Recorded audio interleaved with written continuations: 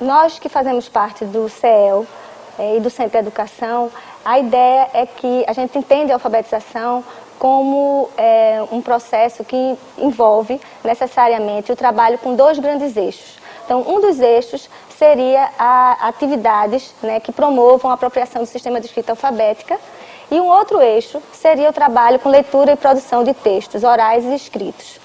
Bom, no nosso caso aqui, a gente vai tratar do segundo eixo, leitura e produção de textos na alfabetização. Mas a gente precisa ter sempre em mente que o outro eixo, que são as atividades de apropriação do sistema de escrita alfabético, é essencial também nesse trabalho de alfabetização. E a ideia, então, no trabalho com esse segundo eixo, seria realmente mergulhar a criança em diversos gêneros textuais, gêneros que circulam fora da escola. Em função desse mergulho, né, a criança iria se apropriando, né, tanto das situações comunicativas onde esses gêneros acontecem, como também das próprias características estruturais, né, de cada gênero, né, as especificidades de exemplares dentro do mesmo gênero.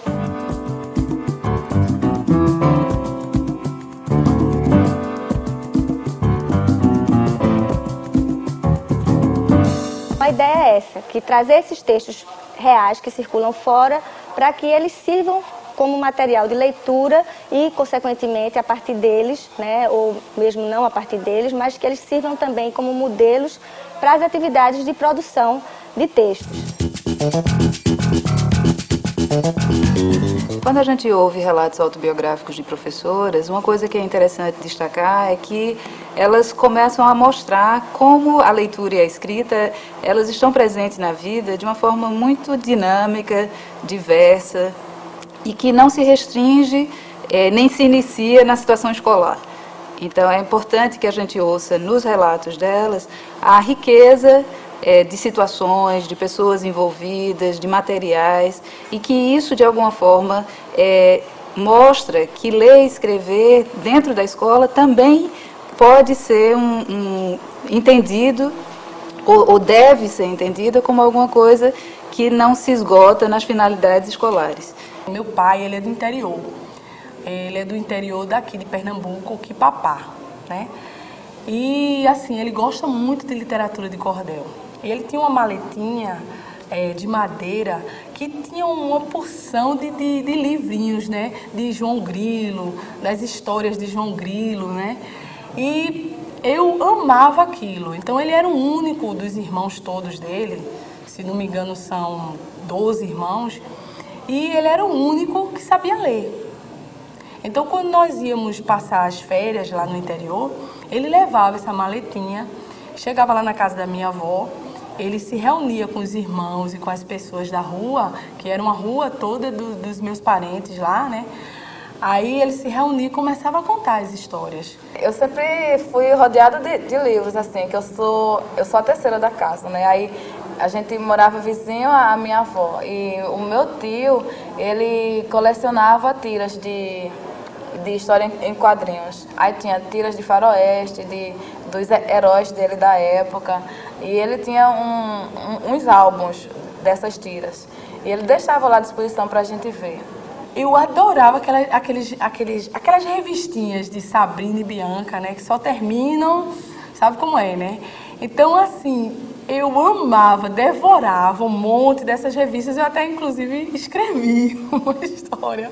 Com 17 anos, eu escrevi uma historinha igual aquela, porque a fórmula é a mesma, né? Na minha casa mesmo não tinha essa revista, não tinha jornal, não circulava nada disso. Aí foi com as colegas que a gente foi trocando. E eu comprando escondido mesmo, porque quando mãe me via lendo essas coisas, ela só faltava dar na gente. Claro que quando a leitura e a escrita entram na escola, elas ganham novas feições, elas têm outras finalidades. Não é a mesma coisa de você ler e escrever em outras situações da vida. Mas quando ela pensa sobre a experiência de vida dela, ela lembra de paixões, ela lembra de coisas que eram mais acessíveis, ela lembra de finalidades diferentes.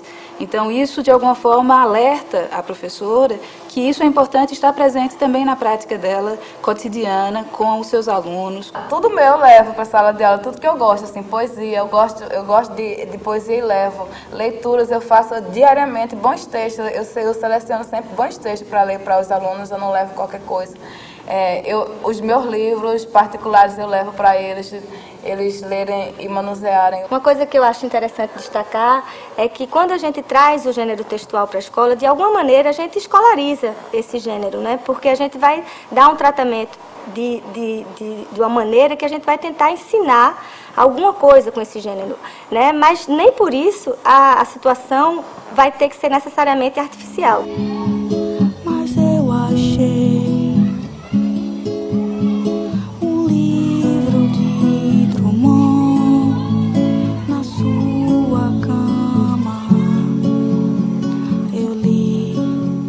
dessa diversidade de gêneros que a gente está falando, que é importante se trabalhar na escola, né, a gente quer destacar um pouquinho o uso do jornal, né, como um suporte interessante, muito interessante, porque propicia o contato da criança com diversos tipos de textos, né, como o artigo de opinião, a entrevista, a reportagem, o anúncio, sendo de uma riqueza muito grande, né? Então a gente percebe, né, que o jornal, né, tradicionalmente na escola, ele vem sendo utilizado muito, né, principalmente nas séries iniciais, muito para trabalhar as letras, né, a identificação, a descoberta das letras, a identificação das letras, e as crianças são convidadas a recortarem para depois colarem essas letrinhas, ou no máximo palavras, ou no máximo frases, em seus cadernos na sala de aula, né?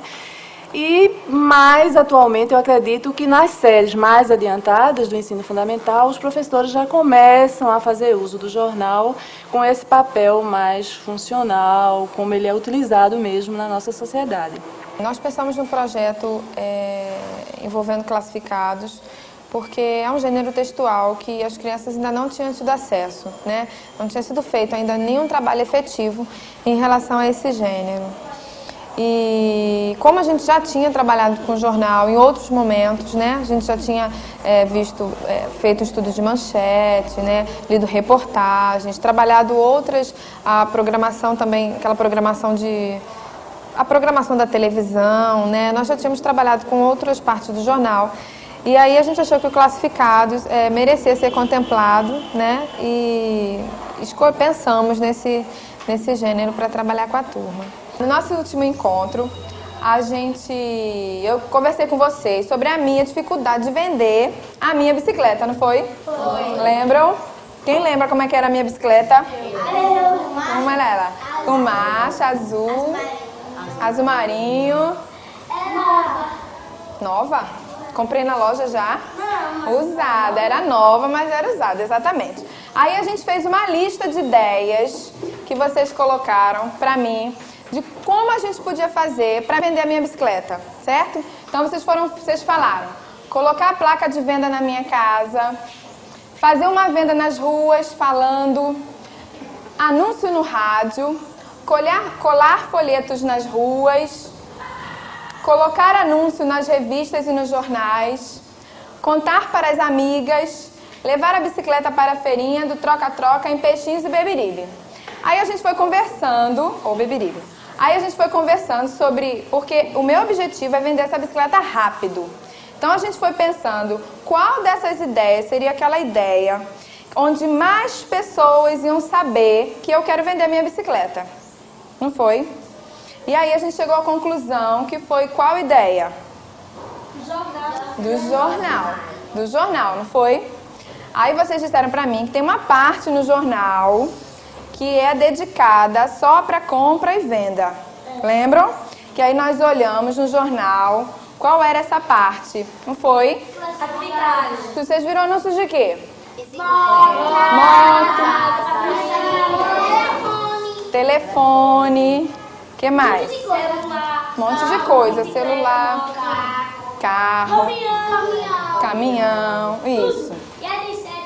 Isso. Agora, vocês vão fazer um trabalho em grupo, certo? Nesses grupos mesmo que vocês estão. Ó, nessa folha eu colei um anúncio que eu recortei do jornal. Vocês vão ler esse anúncio. Aí vocês vão descobrir de que é esse anúncio, qual é o objeto que está sendo anunciado, certo? Se é um objeto ou se é um serviço.